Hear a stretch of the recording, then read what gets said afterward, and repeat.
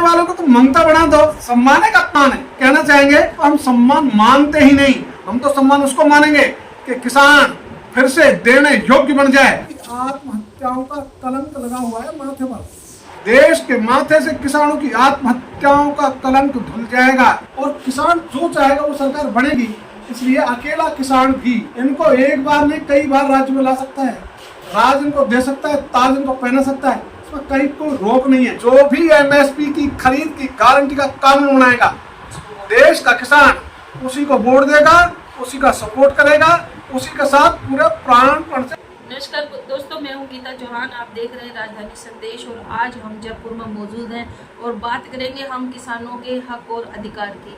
हम बात करेंगे उस समय की जब किसान लगभग एक साल तक सड़कों पर पड़े रहे थे। दिल्ली की सड़कें पूरी तरह से जाम थी और प्रधानमंत्री अचानक सामने आए थे और उन्होंने घोषणाएं की थी कि किसानों की उनकी मांग है उसके लिए कमेटी बनाई जाएगी और उस पर कमेटी बनाने के बाद फिर आगे के निर्णय लिए जाएंगे। लेकिन अभी इतना समय बीतने के बाद अब सर पे इलेक्शन है और किसानों की नाराजगी 10 की 10 बनी हुई है।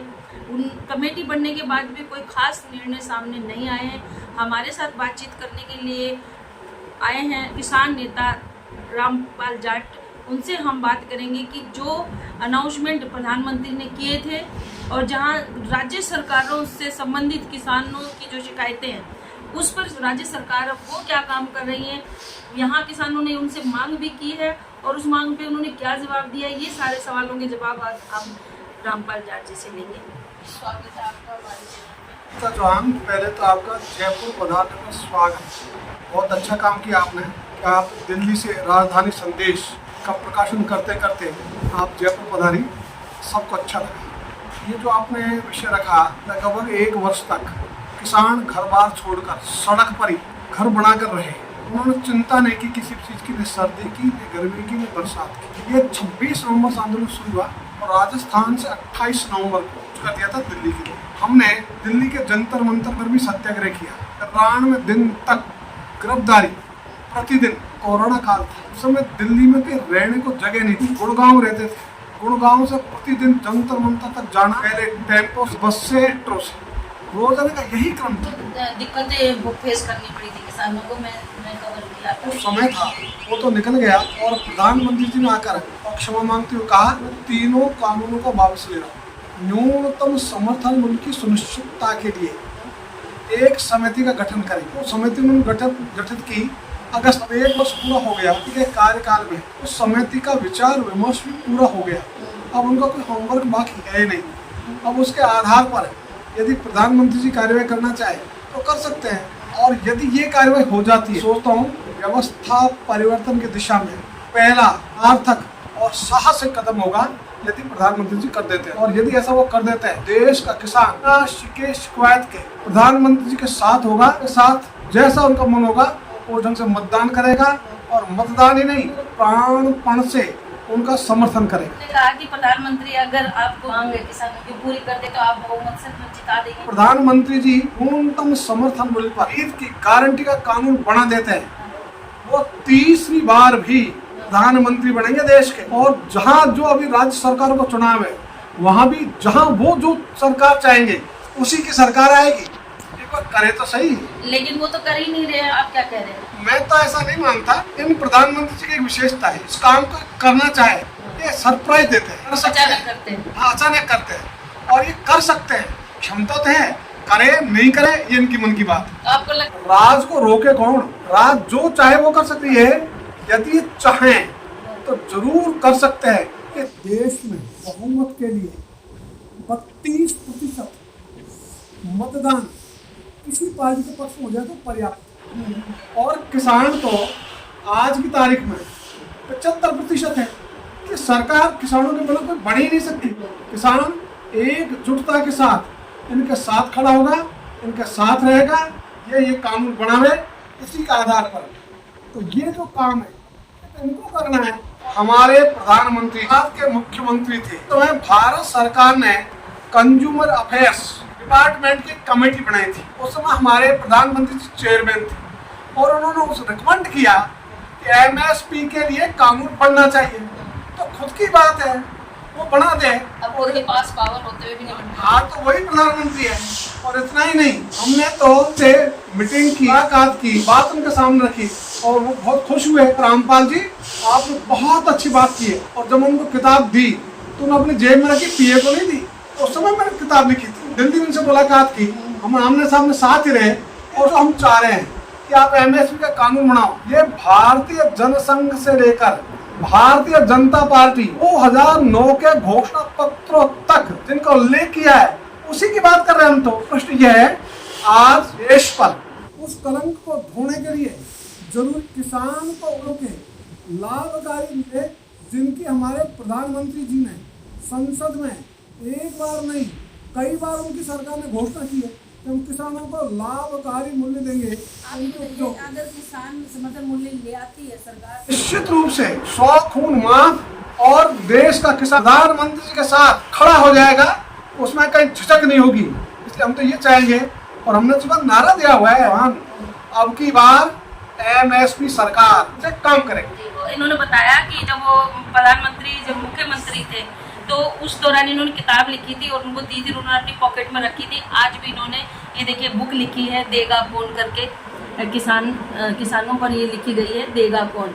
तो ये बुक जो है रामपाल जी ने प्रधानमंत्री को भी भेजी है, राहुल गांधी सोनिया गांधी को भी भेजी है और ये मांग कर रहे हैं कि जो किसान आत्महत्या कर चुके हैं, प्रधानमंत्री अगर इनको समर्थन मूल्य देता है तो शायद जो 100 खून माफ करने वाली बात जो कही गई है यहाँ पर किसान नेता की तरफ से, वो प्रधानमंत्री को पुनः प्रधानमंत्री। अभी उन्होंने एक किसान निधि सम्मान योजना दी है, 2000 रुपये आपको 3 तिमाही पे, यानी कि 6000 किसान को मिलेगा। तो उसमें गीता चौहान, हमने तो प्रधानमंत्री को ये कहा है और राजस्थान सरकार को कहा है, भारत सरकार को भी कहा है, हमें खैरात बांटना छोड़ो, हमें तुम्हारा अनुदान चाहिए ही नहीं। आप तो हमें हमारी उपजों का दाम दो और वह दाम जिसको आप न्यूनतम बताते हो, यदि वो दाम आप दे देते हैं तो 1 क्विंटल मूंग हमारा पिछली बार आप खरीद लेते तो हमको 1 क्विंटल का 3000 रुपये ज्यादा में 10 क्विंटल मूंग खरीद लेते हैं तो 1 क्विंटल में हमको 60,000 रुपये मिल जाते ना, 30,000 मिल जाते।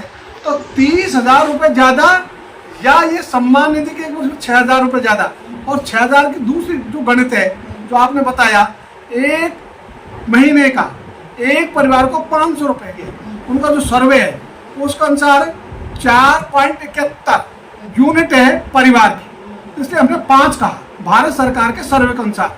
तो यदि 5 है तो एक कैसे में आया 100 रुपये एक महीने के, तो एक दिन का आया 3 रुपये 33 पैसे। तो आज तो चाय भी 10 रुपये से कम की नहीं मिलती एक कप, तो 3 रुपये 33 पैसे और कोई भिखारी को दे तो 3 रुपये 33 पैसे, वही पसंद नहीं करेगा लेना। तो ये सम्मान नीति कैसे, तो निश्चित रूप से हमने इसको सम्मान कहा है, हमने तो ये कहा लगातार कि हमें सम्मान निधि नहीं चाहिए भाई, ये सम्मान है ही नहीं।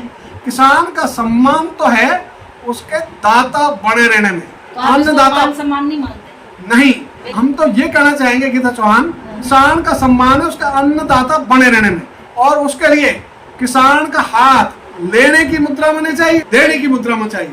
हमने नारा दिया हुआ अभी, खेत को पानी, फसल को दाम। जिस दिन ये काम पूरा हो जाएगा उस दिन किसान ऋण नहीं मांगेगा, ऋण देने में सक्षम बन जाएगा। और जिस दिन किसान ऋण देने में सक्षम बने और हमारे देश की इकोनॉमी हो जाएगी दुनिया में नंबर 1।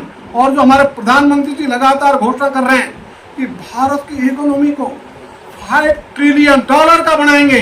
अरे भाई, अभी तो कृषि की इसमें भागीदारी $1 ट्रिलियन भी नहीं है।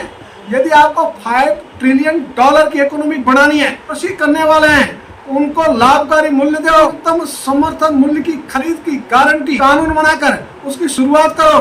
$5 ट्रिलियन इकोनॉमी वो संभव होगी। हो सकता कि किसान तो कंगाल रहेगा, किसान तो आत्महत्या करेगा, देश महाशक्ति बन जाएगा। असंभव कहा है, क्योंकि 5 की सम्मान की बात की, जो कि सर्वे के हिसाब से 5 लोगों का जो बताया गया 500 रुपये पर मंथ, और इससे बड़ी और बेइज्जती किसान की क्या होगी। यहाँ पर सवाल खड़े कर दिए हैं जो किसान नेता है और आगे पे बैठे थे किसान। तो कांग्रेस ने भी आपका समर्थन किया था।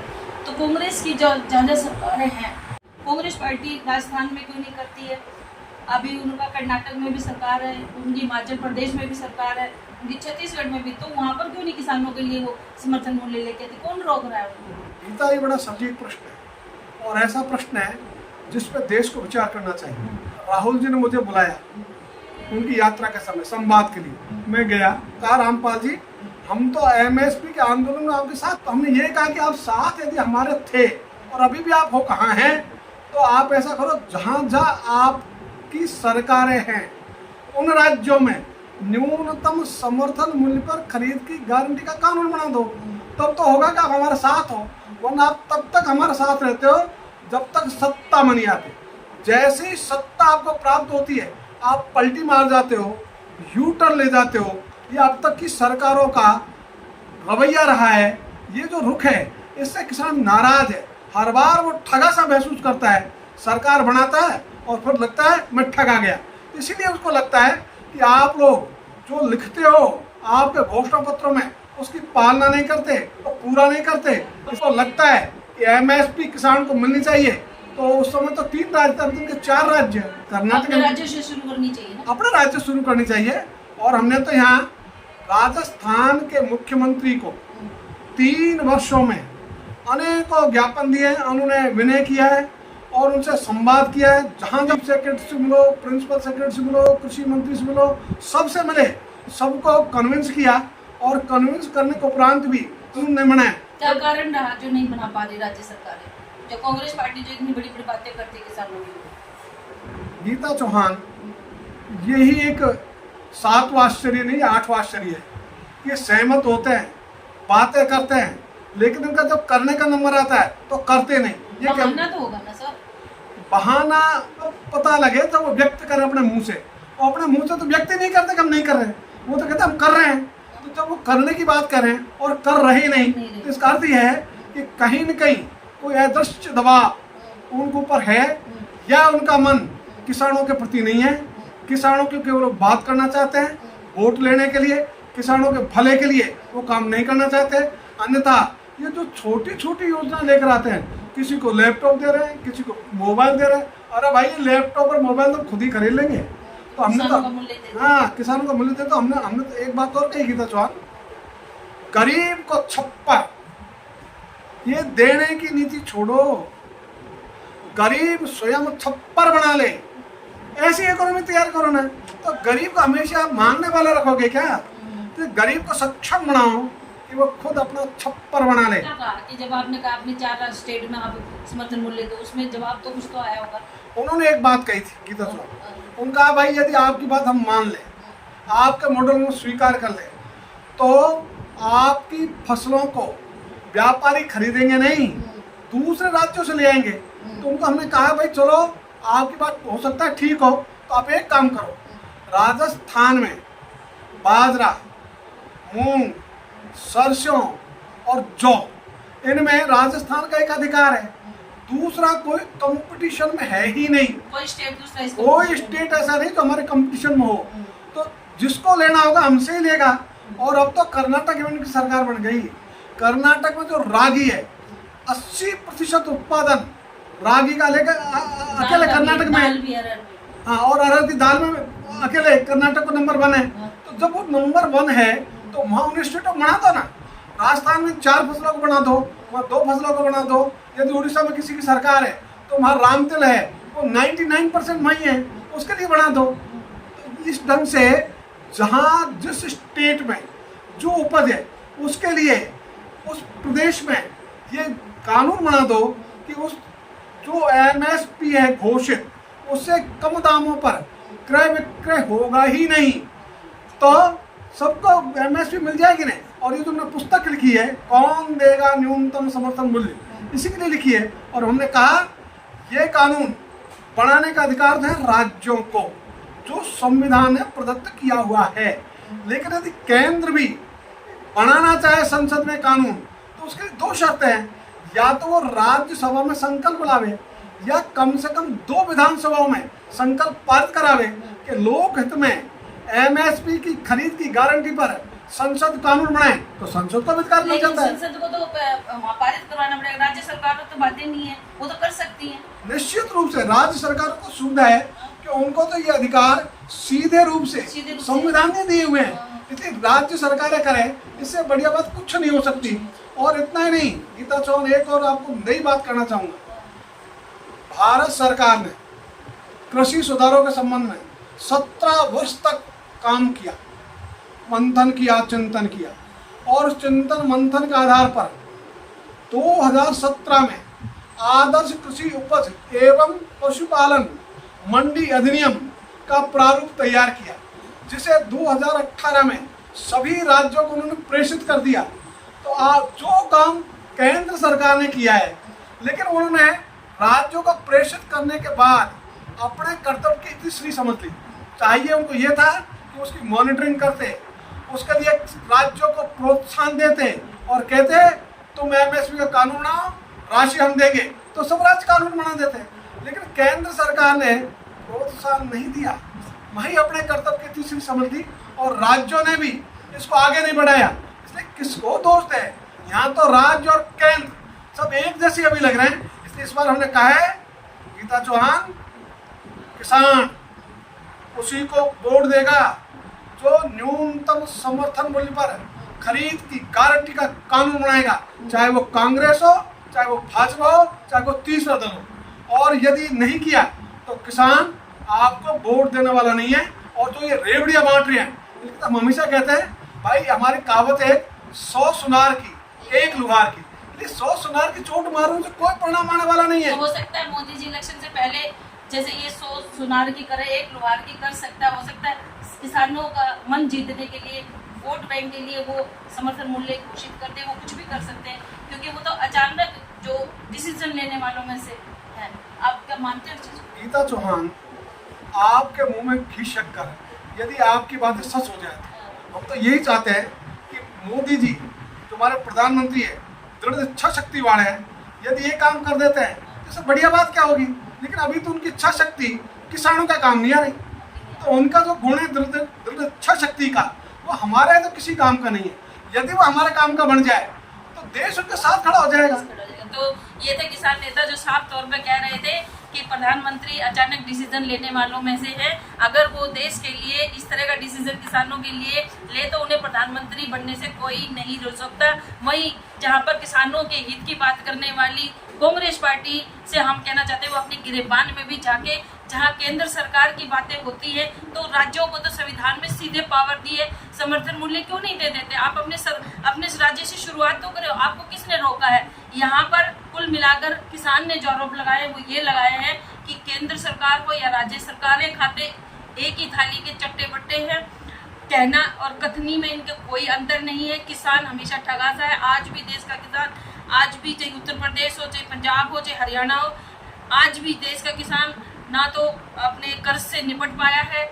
आज भी उत्तर प्रदेश में सड़कों पर ट्रैक्टर दौड़ रहे हैं और टिकैत की अगुवाई में दौड़ रहे हैं। किसानों ने वहाँ पर चीनी मिलों पे ताले लगा दिए हैं और सीधे धमकी दे दी है डीएम कार्यालय में गन्ना पहुँचाने की। चाहे सुविधा हो तो वो वहीं पंजाब की बात करते हैं तो पंजाब में भी किसान आज भी सड़कों पे धरना प्रदर्शन कर रहा है। आखिर हम सरकारों से ये कहना चाहते हैं आप कब करोगे, और राज्य सरकारों से कहना चाहते हैं कि आपको करने से किसने रोका है? आप चाहे तो कर सकते हो, संविधान आपको अधिकार दिया, संविधान ने आपको अधिकार दिया है। आप चाहे तो राज्य में समर्थन मूल्य ला सकते हैं। राजधानी संदेश के लिए गीता चौहान, जयपुर।